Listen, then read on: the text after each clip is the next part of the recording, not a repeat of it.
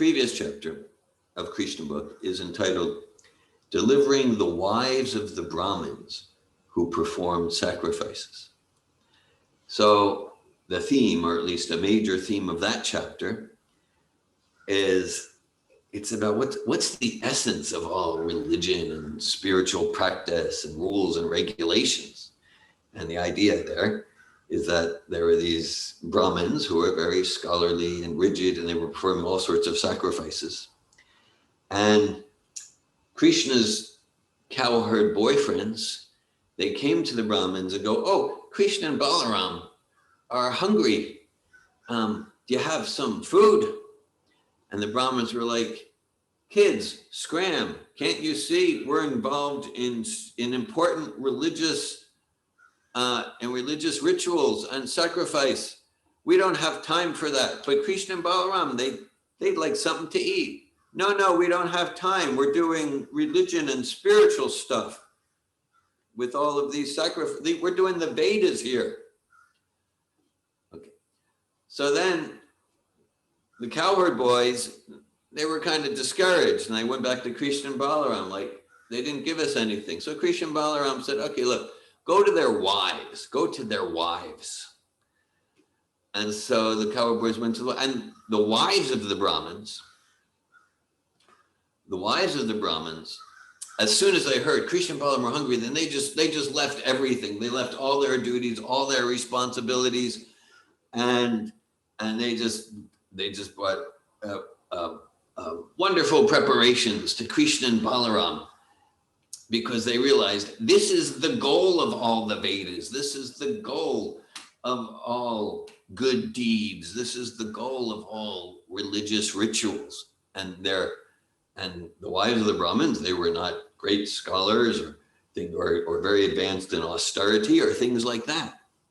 So as that chapter comes to a close, then the Brahmins get it. Like, oh my God, we really missed the forest because of the trees. And our wives, they got it. Yeah, Krishna and Balaram, so many verses to serve Krishna with love and devotion. That's the goal of the Vedas. And we missed it. But now we get it. Okay. So that's important to see. That's the previous chapter. And then it's a very similar theme coming into this chapter, the Govardhana Hill pastimes, worshiping Govardhana Hill. Krishna saw that his father and the other cowherd men, they're about to do also a sacrifice to Indra, the demigod, like that. And so this is a major theme in Bhakti Yoga. Srila Rupa Goswami describes different items that are favorable if we want to progress in purity of heart and devotional service, and different ways of being, different types of consciousness that are not favorable. And on the not favorable list, Atihara Prayashascha Prajapo Niyamagraha. So I'll focus on the Niyamagraha. Well, there's two meanings to Niyamagraha, and they're both unfavorable if we want to progress in purity of heart and spiritual life. One is to neglect rules and regulations that'll support us to advance in realizing we're not the body and coming towards love of God, love of Krishna. And the other meaning of Niyamagraha is to blindly follow rules and regulations without getting what's the essence, what's the purpose behind it. So that's what the Brahmins were doing. They were just following some rules and regulations, and they missed the point. And then similarly here, Krishna in his lovely, lovable, adorable way is bringing into question. He's going to question his father that, so what's the goal of this? Like that. And another theme throughout Bhagavad Gita, Bhagavatam, Krishna book, in Krishna's pastimes, another theme is Krishna establishes in his pastimes experientially what he asserts in Bhagavad Gita, Ahamadirhi Devanam Maharshinam Cha Sarvasha. Krishna says, I am the source of the sages and the demigods. Because someone says, well, yeah, oh yeah, there's Krishna, and yeah, there's so many Brahma, and so many sages and demigods. Okay, but Krishna says, no, I'm the source of the sages and demigods, and all the demigods, they are serving for the pleasure of Krishna, like it's described here in that first sentence. Prabhupada writes, in order to pacify Indra, the king of heaven, who is responsible for supplying water. Now, that could seem like some ancient mythology from primitive people, a demigod in charge of water. We can look at it though rationally, like why should we blindly accept that that's the conclusion? Oh, whenever you hear like Greek demigods or the Vedic demigod, a sun god, a rain god, obviously that's primitive mythology that maybe helped people to feel secure. Well, okay, should we just blindly accept that interpretation? If we look at like, okay, each of us, well, okay, so we pay a water bill, we pay an electric bill, right? And if we say, okay, how does the water? I mean, maybe some of us go to a well, but okay, there's a water company, and there's an electric company, right? And so we know that like behind even the electricity in this 75-watt light bulb, it didn't just happen. No, there's a person behind it. There's a director of the electric company. There's an engineering team just for the 75-watt light bulb.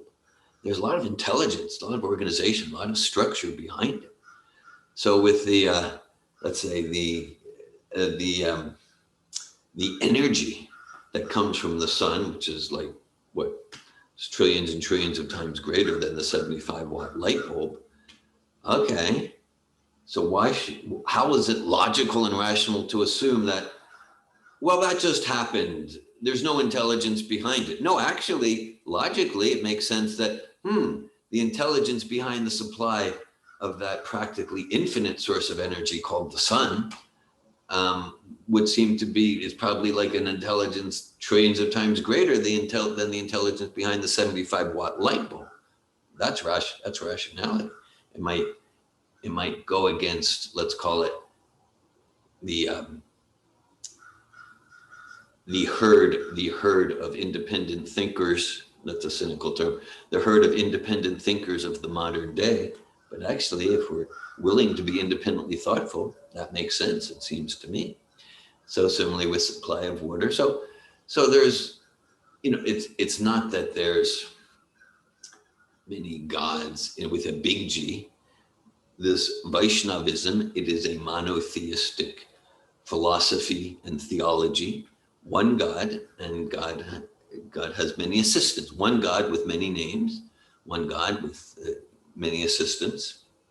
And so a theme here, following from the previous chapter, which really glorifies the wives of the Brahmins as great, the wives of the Brahmins realizing the purpose of the Vedas, to serve God with love and devotion. Let's not get distracted by rules and regulations if they're not actually helpful. Anukulyasya sankalpa pratikulyasya varjanam.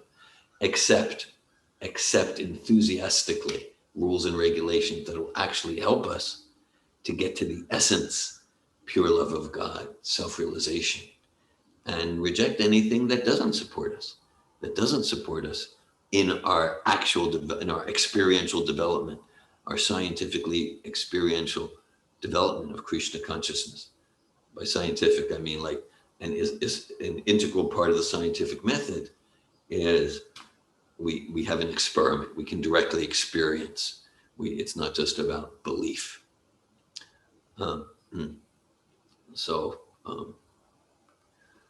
Okay.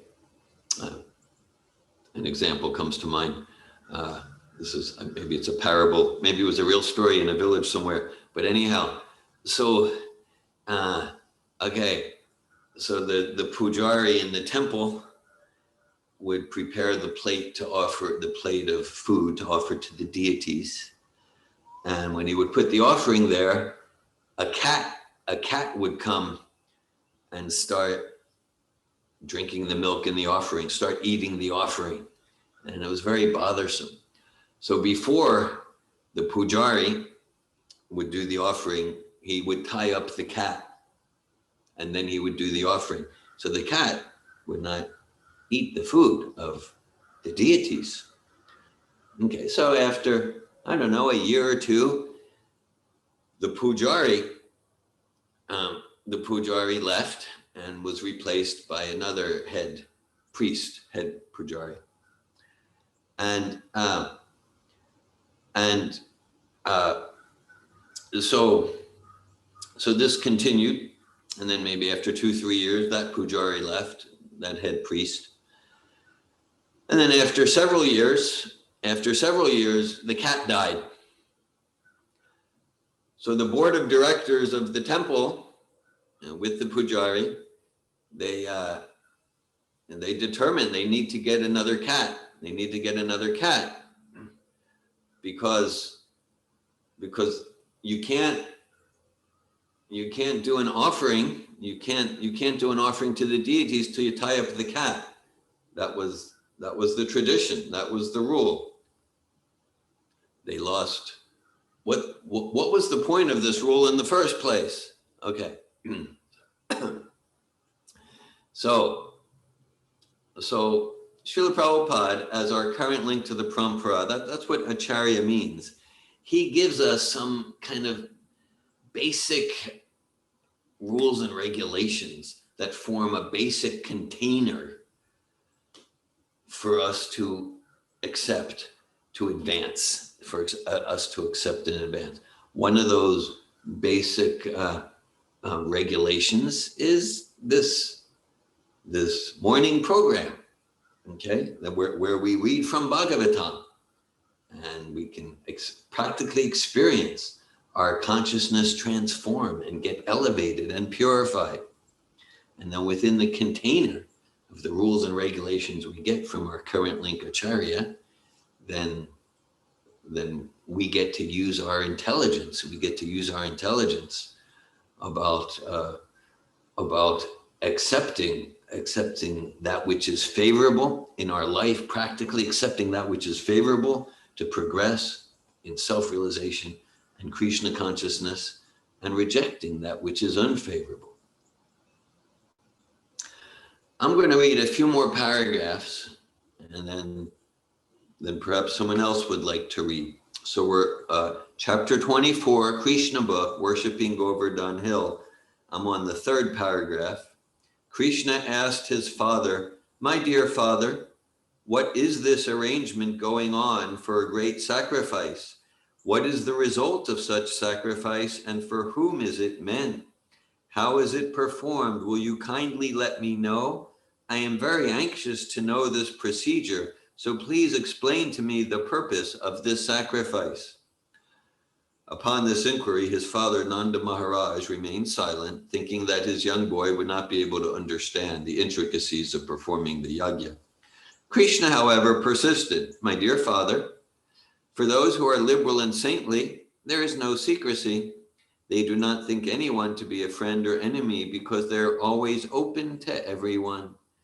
And even for those who are not so liberal, nothing should be secret for the family members and friends, although secrecy may be maintained for persons who are inimical.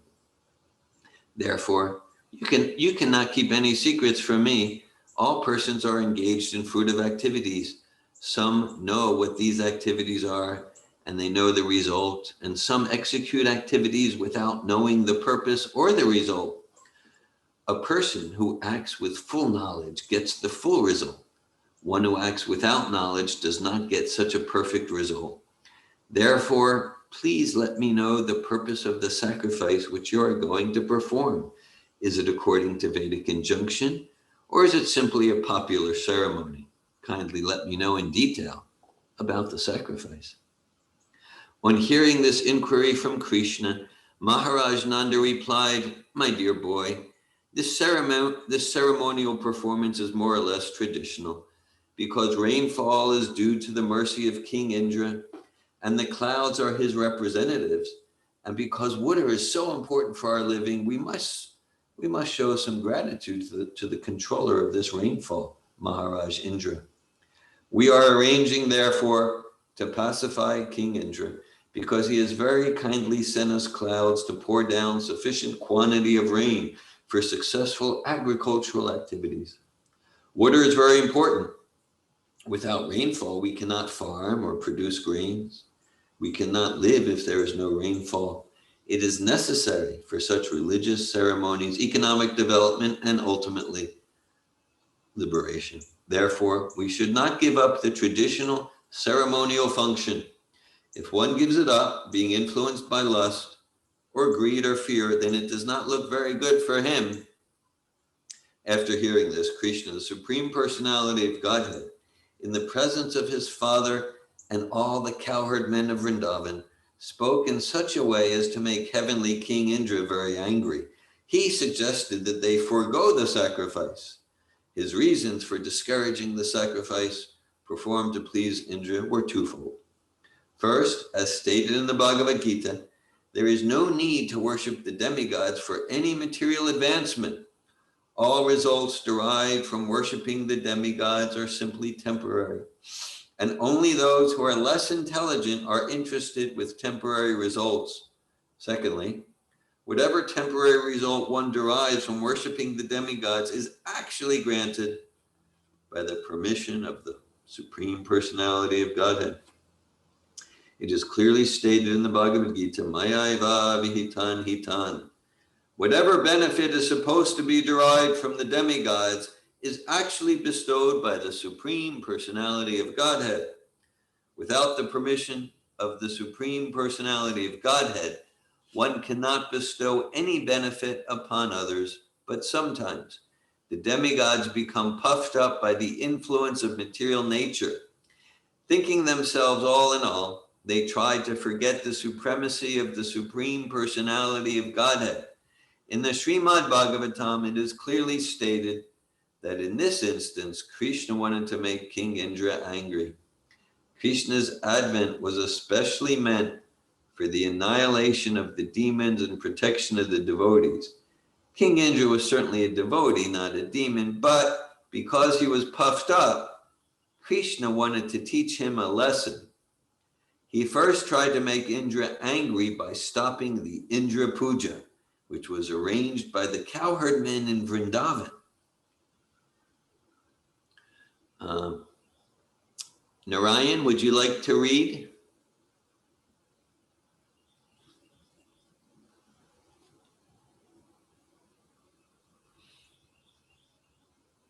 Narayan is not available to read.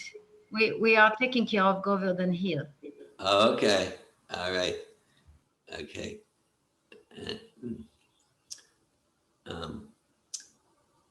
George, would you like to read? Hare Krishna, David. I'm taking care of Sarasvati at the moment. You know, okay, got it. Thank you. Okay, would someone like to volunteer? I'd be happy to, David. Okay. Thank you, Faina. Okay. So with this purpose in mind, is that where we are? With this purpose in mind, Krishna began to talk as if he were an atheist, supporting the philosophy of karma mimamsa. Advocates of this type of philosophy do not accept the supreme authority of the personality of Godhead. They put forward the argument that if anyone works nicely, the result is sure to come. Their opinion is that even if there is a God who gives man the result of his fruitive activities, there is no need to worship him, because unless man works, he cannot bestow any good results. They say that instead of worshipping a demigod or God, people should give attention to their own duties, and thus the good result would surely come. Lord Krishna began to speak to his father according to these principles of karma mimamsa philosophy. My dear father, he said, I don't think you need to worship any demigod for the successful performance of your agricultural activities. Every living being is born according to his past karma and leaves his life simply taking the result of his present karma. Everyone is born in different types or species of life according to his past activities, and he gets his next birth according to the activities of his life. Different grades of material happiness and distress and comforts and disadvantages of life are different results of different kinds of activities, either from the past or present life. Maharaj Nanda and other elderly members argued that without satisfying the predominating God, one cannot derive any good result simply by material activities. This is actually the fact. For example, it is sometimes found that, in spite of first-class medical help and treatment by a first-class physician, a diseased person dies. It is concluded, therefore, that first-class medical treatment or the attempts of a first-class physician are not in themselves the cause for curing a patient. There must be the hand of the Supreme Personality of Godhead. Similarly, a father's and mother's taking care of their children is not the cause of the children's comfort. Sometimes it is found that in spite of all care by the parents, the children go bad or succumb to death. Therefore, material causes are not sufficient for results. There must be the sanction of the Supreme Personality of Godhead. Nanda Maharaj therefore advocated that, in order to get good results for agricultural activities, they must satisfy Indra, the superintending deity of the rain supply. Lord Krishna nullified this argument, saying that the demigods give results only to the persons who have executed their prescribed duties. Therefore, demigods are dependent on the execution of duties and are not absolute in awarding good results to anyone. My dear father, there is no need to worship the demigod Indra, Lord Krishna said. Everyone has to achieve the result of his own work. We can actually see that one becomes busy according to the natural tendency of his work. And according to the natural tendency, all living entities, either human beings or demigods, achieve their respective results. All living entities achieve higher or lower bodies and create enemies, friends, or neutral parties only because of their different kinds of work. One should be careful to discharge duties according to his natural instinct and not divert attention to the worship of various demigods. The demigods will be satisfied by proper execution of all duties, so there's no need to worship them. Let us, rather, perform our prescribed duties very nicely. Actually, one cannot be happy without executing his proper prescribed duty. One who does not, therefore, properly discharge his prescribed duties is compared with an unchaste woman. The proper described duty of the Brahmins is the study of the Vedas. The proper duty of the royal order, the Kshatriyas, is engagement in protecting the citizens. The proper duty of the Vaishya community is agriculture, trade, and protection of the cows. And the proper duty of the Shudras is service to the higher classes, namely the Brahmas, Kshatriyas, and Vaishyas. We belong to the Vaishya community, and our proper duty is to farm or to trade with agricultural produce, to protect cows, or take to banking. Krishna identified himself with the Vaishya community because Nanda Maharaj was protecting many cows, and Krishna was taking care of them. He enumerated 4 kinds of business engagements for the Vaishya community, namely agriculture, trade, protection of cows, and banking. Although the Vaishyas can take to any of these occupations, the men of Vrindavan were engaged primarily in the protection of cows. Krishna further explained to his father, this cosmic manifestation is going on under the influence of 3 modes of material nature: goodness, passion, and ignorance. These 3 modes are the causes of creation, maintenance, and destruction. The cloud is caused by the action of the mode of passion. Therefore, it is the mode of passion which causes the rainfall. And after the rainfall, the living entities derive the results, success in agricultural work. What then has Indra to do in this affair? Even if you do not please Indra, what can he do? We do not derive any special benefit from Indra. Even if he is there, he pours water on the ocean also, where there is no need of water. So he's pouring water on the ocean or on the land. It does not depend on our worshipping him. As far as we're concerned, we do not need to go to another city or village or foreign country. There are palatial buildings in the cities, but we are satisfied living in this forest of Vrindavan. Our specific relationship is with Govardhana Hill and Vrindavan forest and nothing more. I therefore request you, my dear father, to begin a sacrifice which will satisfy the local Brahmins and Govardhana Hill, and let us have nothing to do with Indra. After hearing this statement by Krishna, Nanda Maharaj replied, My dear boy, since you are asking, I shall arrange for a specific sacrifice for the local Brahmins and Govardhana Hill. But for the present, let me execute this sacrifice known as Indra Yagna. But Krishna replied, My dear father, don't delay. The sacrifice you propose for Govardhan and for the local Brahmins will take much time. Better take the arrangements and paraphernalia you have already made for sacrificing Indra Yagna and immediately engage it to satisfy Govardhan Hill and the local Brahmins.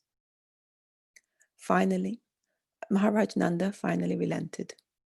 The cowherd men then inquired from Krishna how he wanted the yajna performed, and Krishna gave them the following directions. Prepare very nice foodstuffs of all descriptions from the grains and ghee collected for the yajna. Prepare rice, dal, then halva, pakora, puri, and all kinds of milk preparations like sweet rice, sweet balls, sandesh, rasagul, and laddu, and invite the learned Brahmins who can chant the Vedic hymns and offer oblations to the fire. The Brahmins should be given all kinds of grain in charity. Then decorate all the cows and feed them well. After performing this, give money in charity to the Brahmins. As far as the lower animals are concerned, such as the dogs and the lower grades of people, such as the Kandalas or the fifth class of men who are considered untouchable, they also may be given sumptuous prasadam. After giving nice grasses to the cows, the sacrifice known as Govardhana Puja may immediately begin. This sacrifice will very much satisfy me.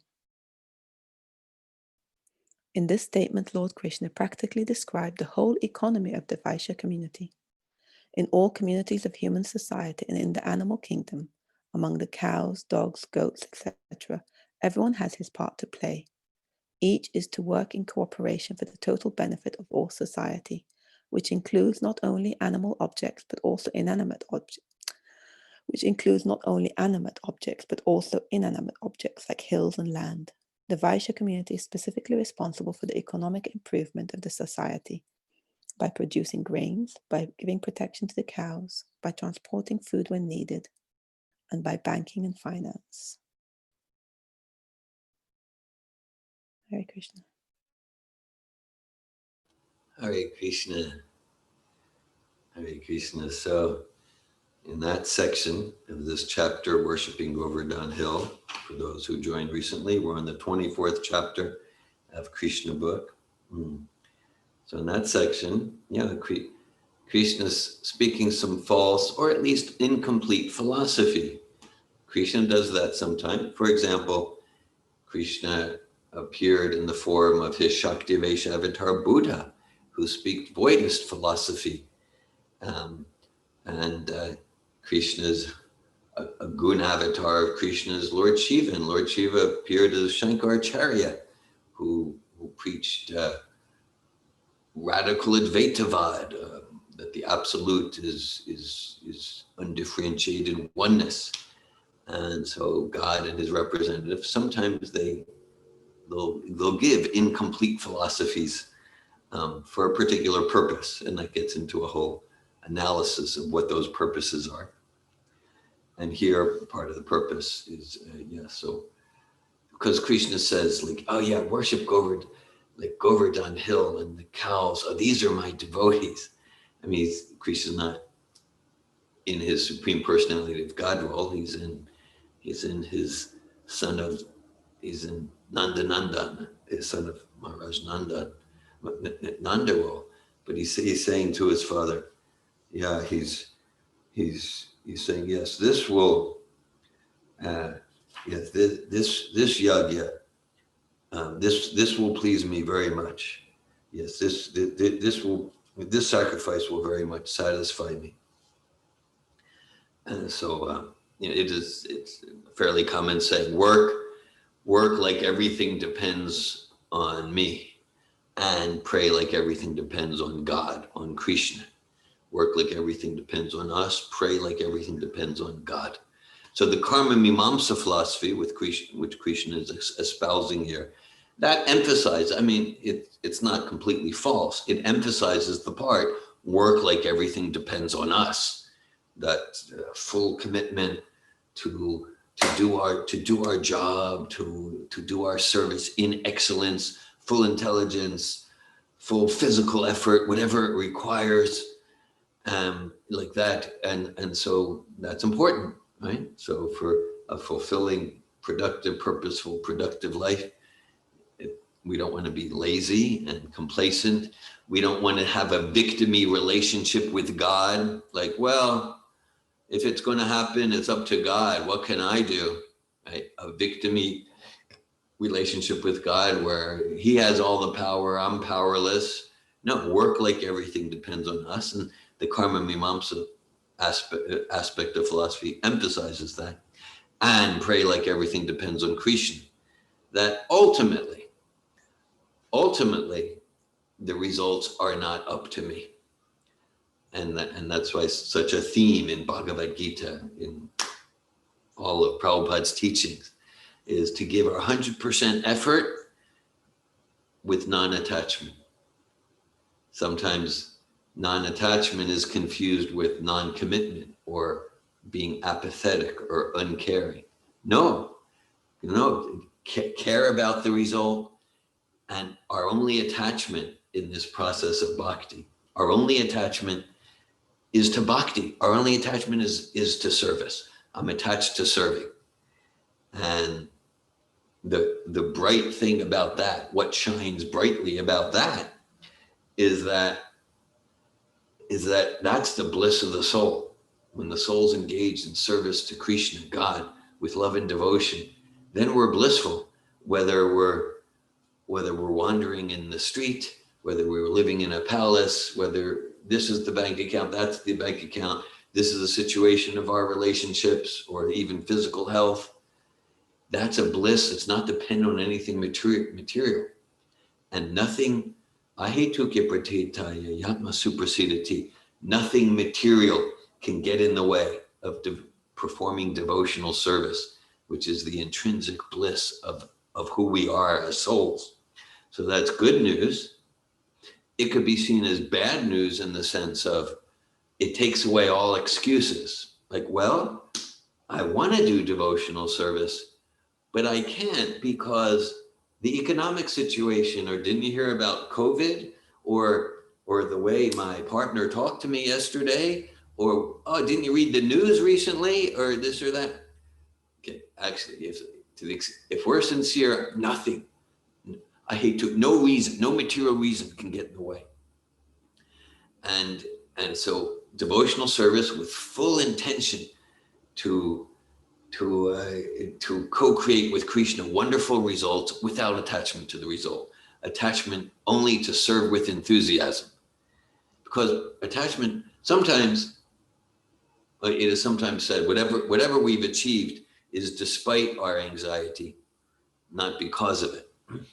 Sometimes we think, oh, I'm attached, I'm so worried, see how committed I am? No, actually, that worry, that attachment, I mean, of course, there is spiritual worry. Srila Bhaktivinoda Thakur said, anxieties undertaken in your service, Krishna, they are the source of my greatest joy. That's spiritual anxiety. That's actually the bliss of the soul. Yes, and so, but if we have material anxiety because of attachment to the result, because I want some gratification, or I want to be recognized as a great this or something like that, I want adoration, distinction. If I get that result, I'll be respected and I'll be glorified. Okay, so then let's say if things don't go the way we would write the script, then we can become discouraged, depressed, resentful, all grungy, toxic emotion that can take us away from enthusiastically serving. Or even if things do go really well, wow, even better than I expected. But if I'm emotionally attached materially, then maybe I'll get distracted from serving with intention steadily, because I'll be celebrating, it'll go to my head, and I'll become falsely proud, and that'll also distract me. Yam hina vyatyante te pusham pusharshava samaduka sukham dira somitatvaya kalpate. Krishna says, yes, one who is not disturbed by material happiness and distress and is steady in both is certainly eligible for liberation from the modes of material nature, steadiness in devotional service.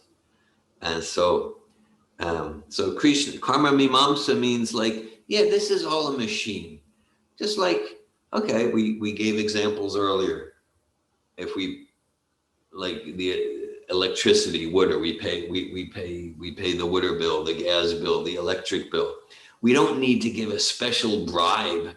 We don't need to give a special bribe to the engineer at the utility station or at the waterworks. We don't need to give a special. We just pay the tax and it'll come. And so Krishna is saying that you just do what you do. Look, in Indra, he's pouring water on the oceans that don't even need the water. He's pouring water on the rocks that don't even grow flowers. And so Krishna says, you just fulfill your duties, and you don't need to please Indra. And as Bhagavatam and Prabhupada describe, Krishna is deliberately endeavoring successfully to irk and irritate Indra. This is part of the pastime. And so Krishna is redirecting this, because it's not just because then Nanda Maharaj said, okay, yeah, we'll do that celebration, that puja for Govardhana Hill and the local Brahmins, and we'll do that later, but we're all set up to worship Indra. And then Krishna is saying, no, take all of the arrangements you've made, direct that now to worship Govardhana Hill, Govardhana Puja. So he's really getting Indra angry here, So work like everything depends on me, pray like everything depends on Krishna, and both principles are vital in emphasizing that the ultimate result is up to Super Soul, Krishna. It's not a mechanical thing. Would someone like to continue reading?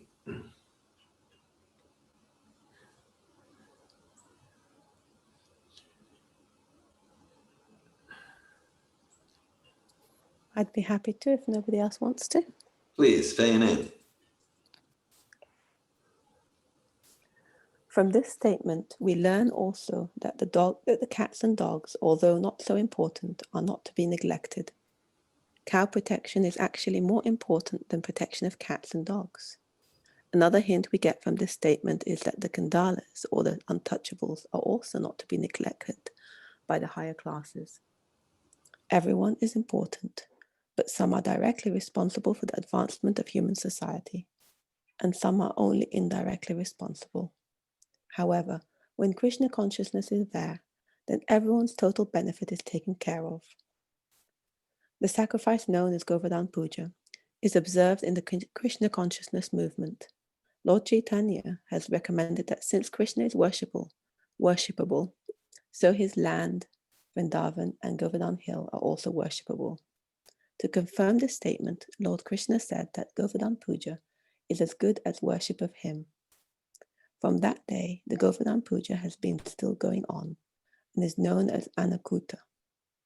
In all the temples of Vrindavan or outside of Vrindavan, huge quantities of food are prepared in this ceremony and are very sumptuously distributed to the general population.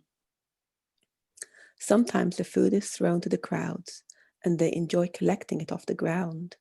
From these instances, we can understand that prasadam offered to Krishna never becomes polluted or contaminated, even if it is thrown on the ground.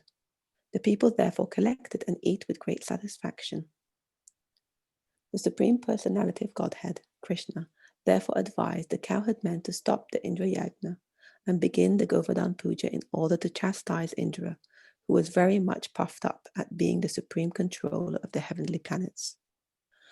The honest and simple cowherd men, headed by Nanda Maharaj, accepted Krishna's proposal and executed in detail everything he advised. They performed Govardhan worship and circumambulation of the hill. Following the inauguration of Govardhan Puja, people in Vrindavan still dressed nicely and assembled near Govardhan Hill to offer worship and circumambulate the hill, leading their cows all around. According to the instruction of Lord Krishna, Nanda Maharaj and the cowherd men called in learned Brahmins and began to worship Govardhan Hill by chanting Vedic hymns and offering prasadam. The inhabitants of Vrindavan assembled together, decorated their cows and gave them grass. Keeping the cows in front, they began to circumambulate Govardhan Hill. The gopis also dressed themselves very luxuriantly and sat in bull-driven carts, chanting the glories of Krishna's pastimes. Assembled there to act as priests for Govardhan Puja, the Brahmins offered their blessings to the cowherd men and their wives, the gopis. When everything was complete, Krishna assumed a great transcendental form and declared to the inhabitants of Vrindavan that he was himself Govardhan Hill, in order to convince the devotees that Govardhan Hill and Krishna himself are identical. Then Krishna began to eat all the food offered there. The identity of Krishna and Govardhan Hill is still honored, and great devotees take rocks from Govardhan Hill and worship them exactly as they worship the deity of Krishna in the temples. Devotees therefore collect small rocks or pebbles from Govardhan Hill and worship them at home, because this worship is as good as deity worship. The form of Krishna who began to eat the offerings was separately constituted, and Krishna himself, along with other inhabitants of Vrindavan, began to offer obeisances to the deity as well as Govardhan Hill. In offering obeisances to the huge form of Krishna himself and Govardhan Hill, Krishna declared, "Just see how Govardhan Hill has assumed this huge form and is favoring us by accepting all the offerings." Krishna also declared at that meeting, "One who neglects the worship of Govardhan Puja, as I am personally conducting it, will not be happy. There are many snakes of Govardhan Hill, and persons neglecting the prescribed duty of Govardhan Puja will be bitten by these snakes and killed. In order to assure the good fortune of the cows and themselves, all people of Vrindavan near Govardhan must worship the hill as prescribed by me." Thus, performing this Govardhan Puja sacrifice, all the inhabitants of Vrindavan followed the instructions of Krishna, the son of Vasudeva, and afterwards they returned to their respective homes.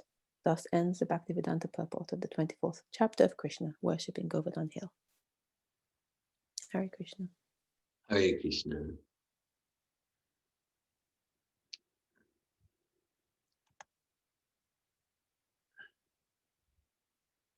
Hare Krishna.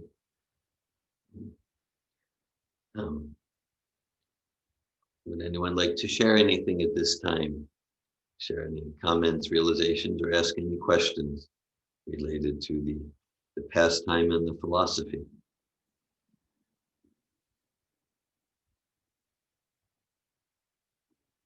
Hare Krishna, dear Govinda. Hare Krishna. Danielle.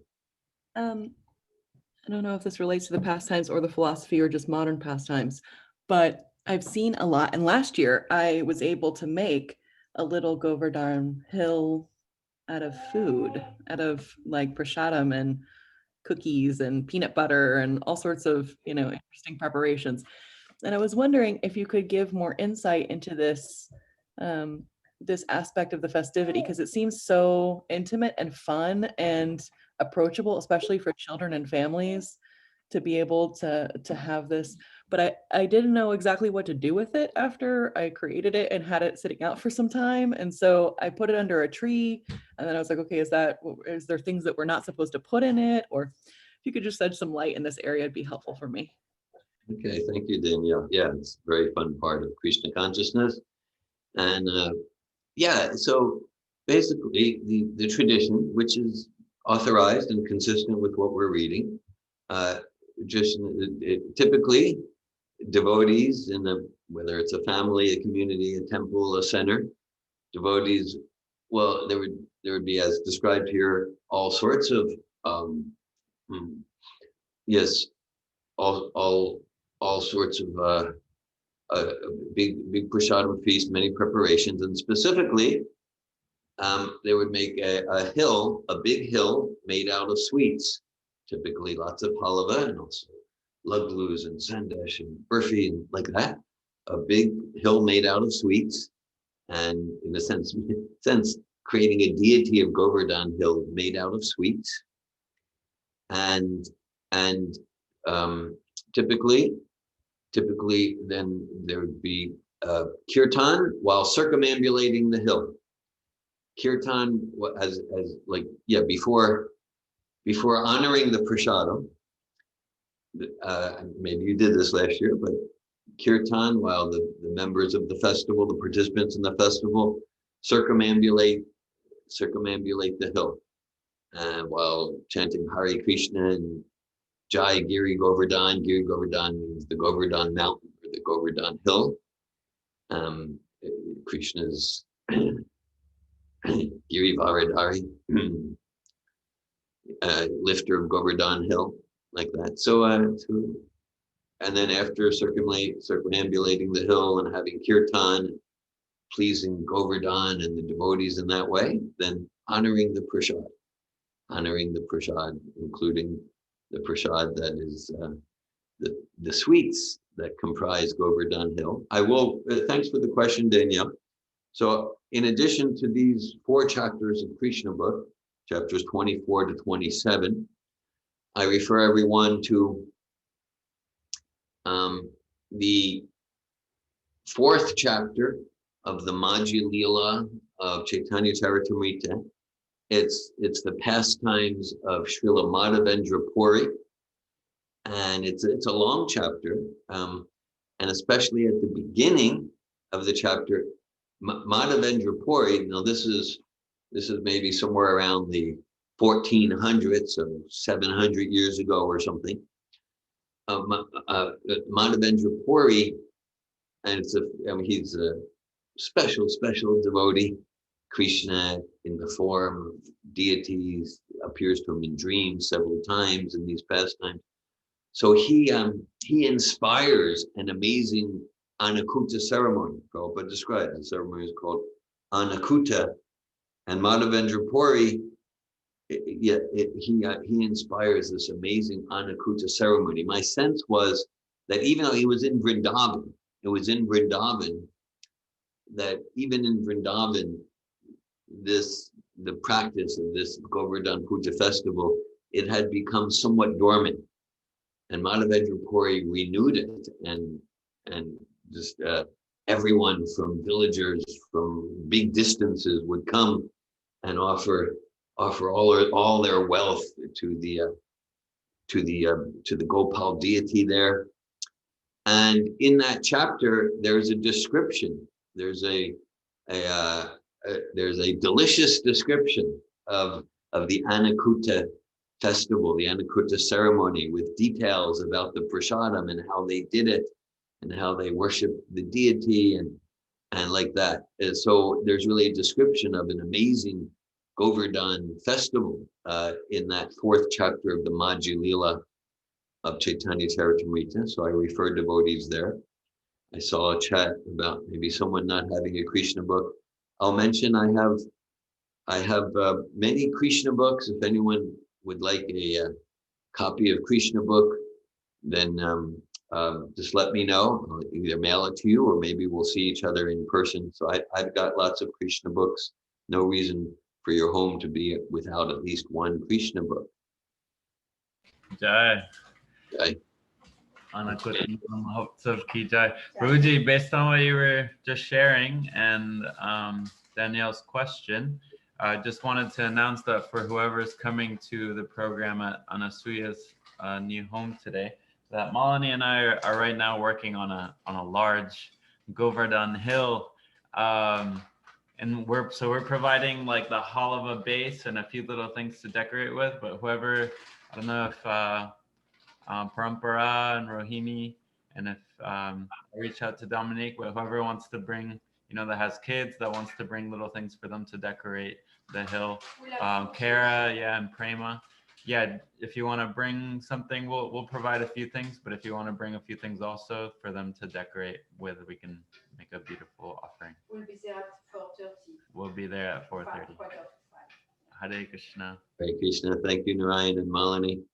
Yeah, so just that hill and dancing around the Govardhana hill made of sweets. So that's going to be happening today. Maybe some of you will be doing it in your family homes, but at the Prabhupada House in Melrose, the plans are underway. Thank you.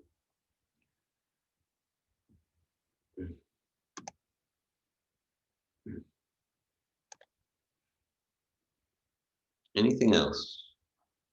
Okay. Well, the next chapter is entitled Devastating Rainfall in Vrindavan. And I thought we could go for at least a few more minutes. Would someone like to read that chapter, or at least the first few paragraphs? Would someone like to read? I can read. Sarah, thank you.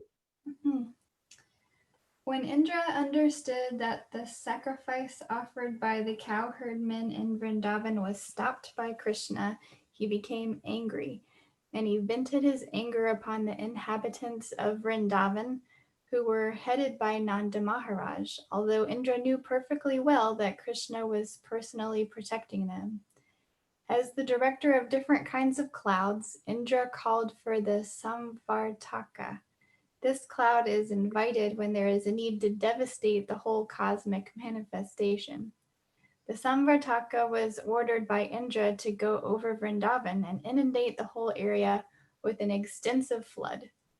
Demonically, Indra thought himself to be the all-powerful Supreme Personality. When demons became very powerful, they defy the Supreme Controller, Personality of Godhead. Indra, though not a demon, was puffed up by his material position, and he wanted to challenge the Supreme Controller. He thought himself, at least for the time being, as powerful as Krishna. Indra said, "Just see the impudence of the inhabitants of Vrindavan. They are simply inhabitants of the forest, but being infatuated with their friend Krishna, who is nothing but an ordinary human being, they have dared to defy the demigods." Krishna has declared in the Bhagavad Gita that the worshippers of the demigods are not very intelligent. He has also declared that one has to give up all kinds of worship and simply concentrate on Krishna consciousness.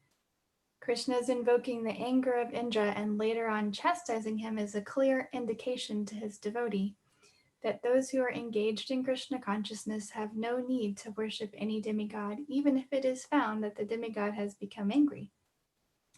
Krishna gives his devotees all protection, and they should completely depend on his mercy. Indra cursed the action of the inhabitants of Vrindavan and said, "By defying the authority of the demigods, the inhabitants of Vrindavan will suffer in material existence. Having neglected the sacrifice to the demigods, they cannot cross over the impediments of the ocean of material miseries." Indra further declared, "These cowherdmen in Vrindavan have neglected my authority on the advice of this talkative boy who is known as Krishna. He is nothing but a child, and by believing this child, they have enraged me." Thus he ordered the Samvartaka cloud to go and destroy the prosperity of Vrindavan.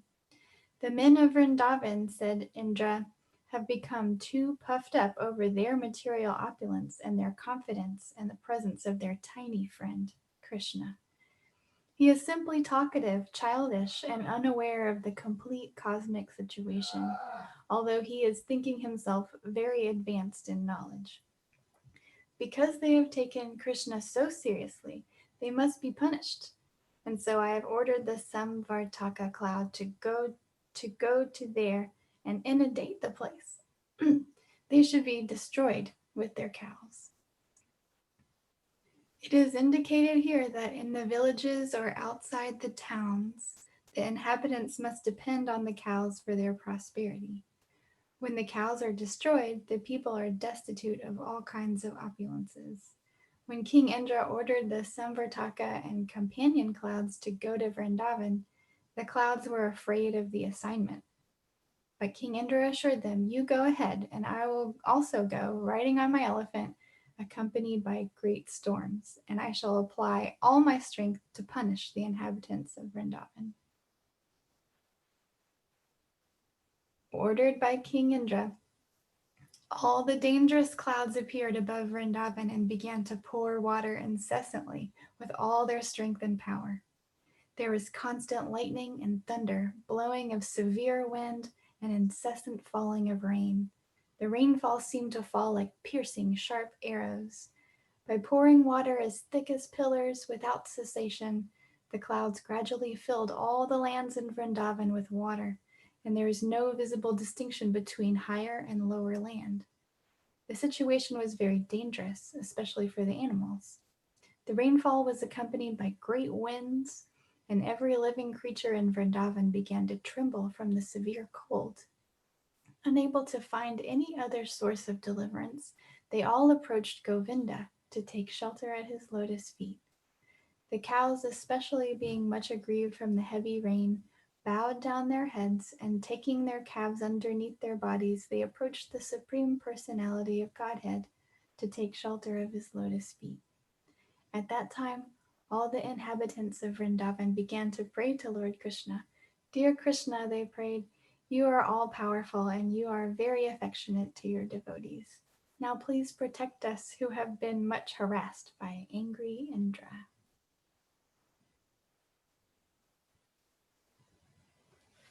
Thank you.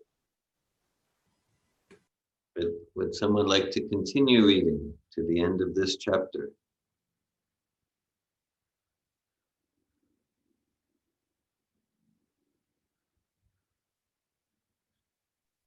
I'm Okay. happy to read some more. Please. Thank you. Upon hearing their prayer, Krishna could also understand that Indra, being bereft of his sacrificial honor, was pouring down rain that was accompanied by heavy pieces of ice and strong winds. And although all this was out of season, Krishna understood that this was a deliberate exhibition of anger by Indra. He therefore concluded, "This demigod who thinks himself supreme has shown his great power, but I shall answer him according to my position, and I shall teach him that he is not autonomous in managing universal affairs. I am the supreme lord over all, and I shall thus take away his false prestige, which has risen from his power. The demigods are my devotees, and therefore it is not possible for them to forget my supremacy. But somehow or other, he has become puffed up with material power, and thus is now maddened. I shall act in such a way to relieve him of this false prestige. I shall give him protection. I shall give protection to my pure devotees in Vrindavan, who are at present completely at my mercy, and whom I have taken completely under my protection. I will save them by my mystic power." Thinking in this way, Lord Krishna immediately picked up Govardhana hill with one hand, exactly as a child picks up a mushroom from the ground. Thus he exhibited his transcendental pastime of lifting Govardhana hill. Lord Krishna then began to address his devotees. "My dear brothers, my dear father, my dear inhabitants of Vrindavan, you can now safely enter under the umbrella of Govardhana hill, which I have just lifted. Do not be afraid of the hill and think that it will fall from my hand. You have been too much afflicted from the heavy rain and strong wind. Therefore I have lifted this hill, which will protect you exactly like a huge umbrella. I think this is a proper arrangement to relieve you from your immediate distress. Be happy along with your animals underneath this great umbrella." Being assured by Lord Krishna, all the inhabitants of Vrindavan entered beneath the great hill and appeared to be safe along with their property and animals. The inhabitants of Vrindavan and their animals remained there for 1 week without being disturbed by hunger, thirst, or any other discomforts. They were simply astonished to see how Krishna was holding up the mountain with the little finger of his left hand. Seeing the extraordinary mystic power of Krishna, Indra, the king of heaven, was thunderstruck and baffled in his determination. He immediately called for all the clouds and asked them to desist. When the sky became completely cleared of all clouds and there was sunrise again, the strong wind stopped.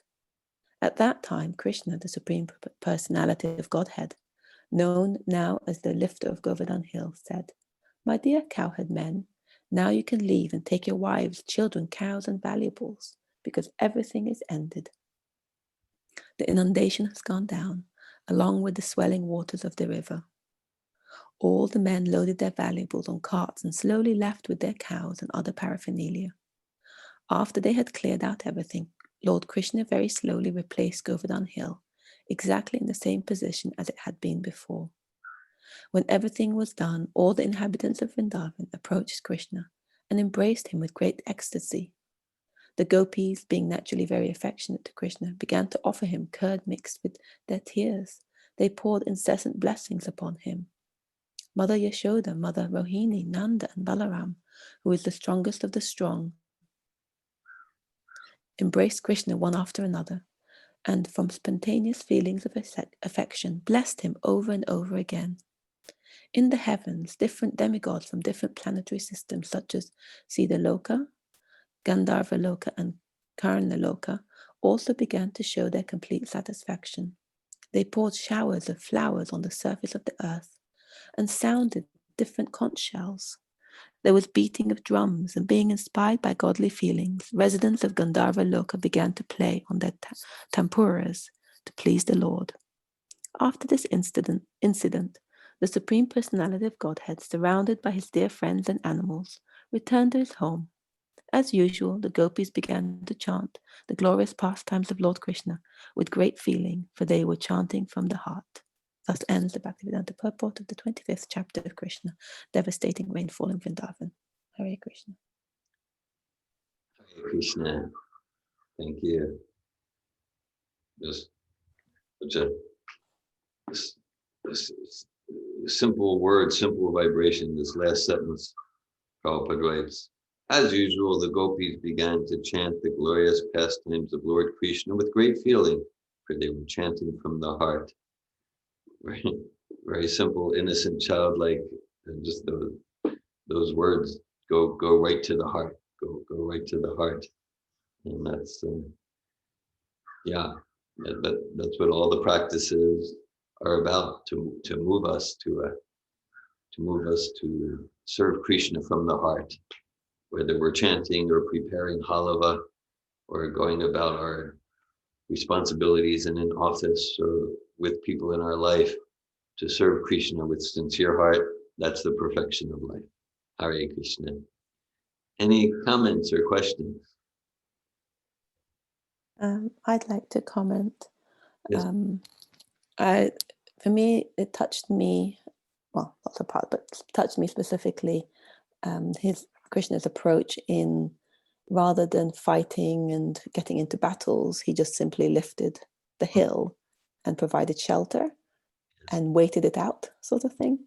And so, yeah, something is stirring in me with that concept of, yeah, there's a place for battle and the force, and there's a place for the shelter and I don't know. Yeah. I appreciate that. Yeah. In this instance with Indra, he didn't go into warrior mode, and even it's like this guy who just kind of casually with the pinky of his left hand lifted a hill, and hey, come, you can trust that it won't fall on you. Yeah. So that mode, that spirit, that's touching your heart in a special way. How Krishna is protecting his devotees, enjoying his pastimes, and also sending a message to Indra for Indra's benefit, of like that. Very, very moving. Thanks for.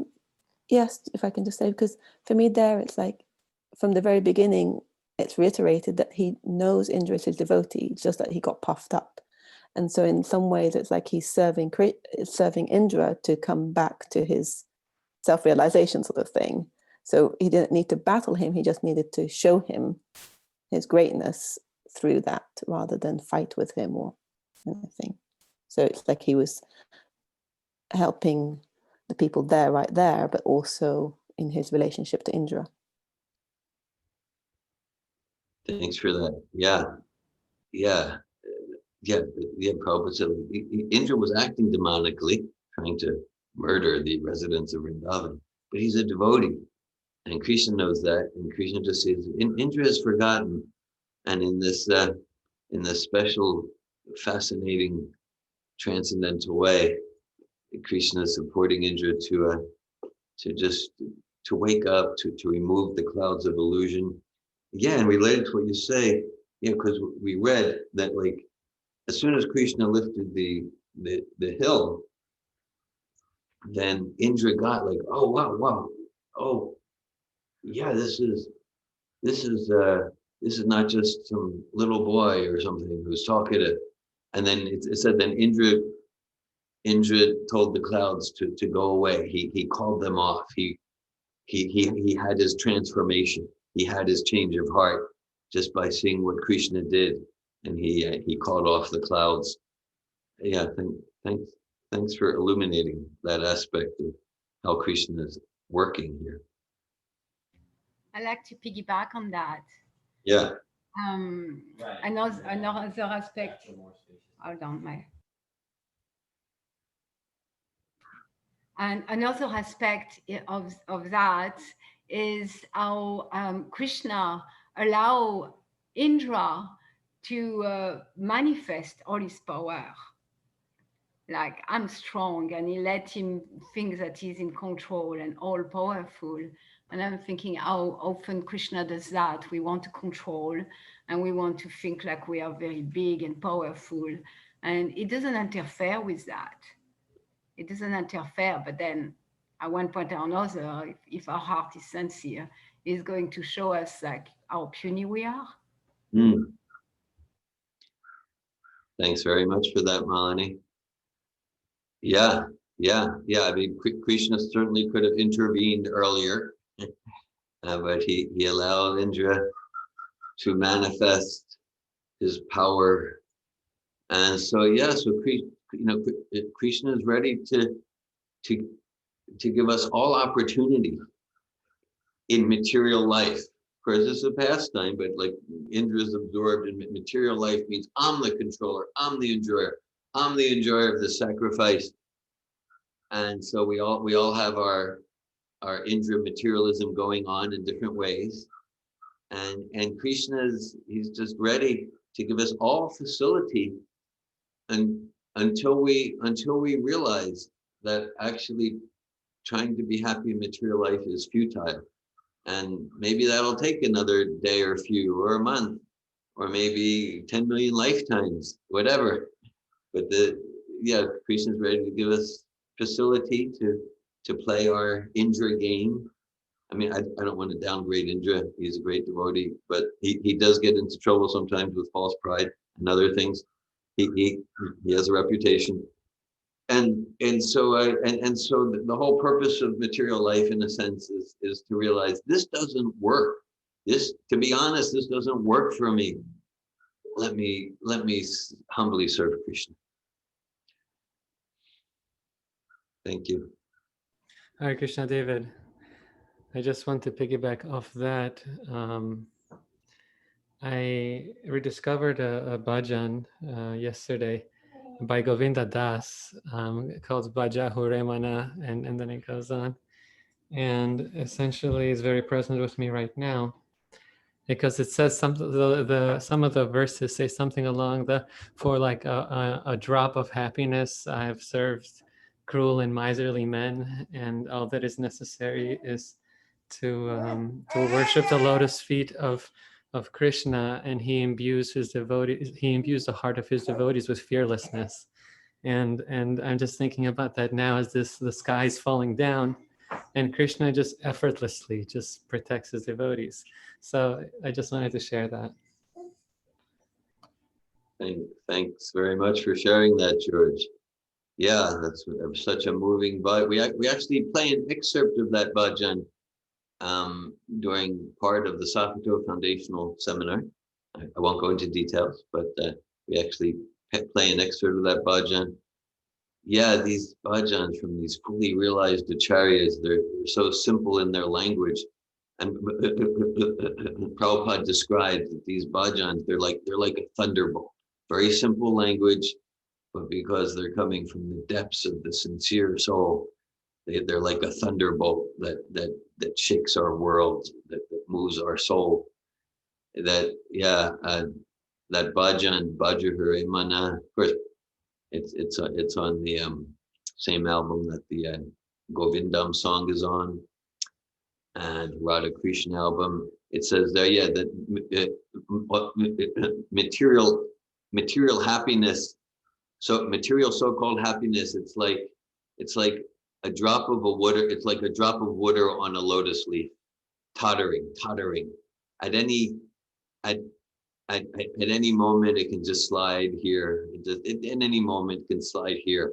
So all material so-called happiness, completely insecure, and just like a drop of water on the lotus leaf, can just slide right off. And so thanks for sharing about that bhajan from Govinda Das. Hare Krishna.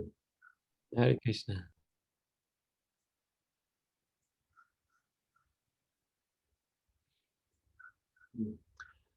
Thank you all for your presence and association. Shri Govardhana Puja Ki Jai. Shri Giri Govardhana Ki Jai. Shri Krishna Book Ki Jai. Srimad Bhagavatam Ki Jai. Srila Prabhupada Ki Jai. Hare Krishna. Thank you all. Hare Krishna. Hare Krishna. Hare Krishna. Thank you. Maharaj.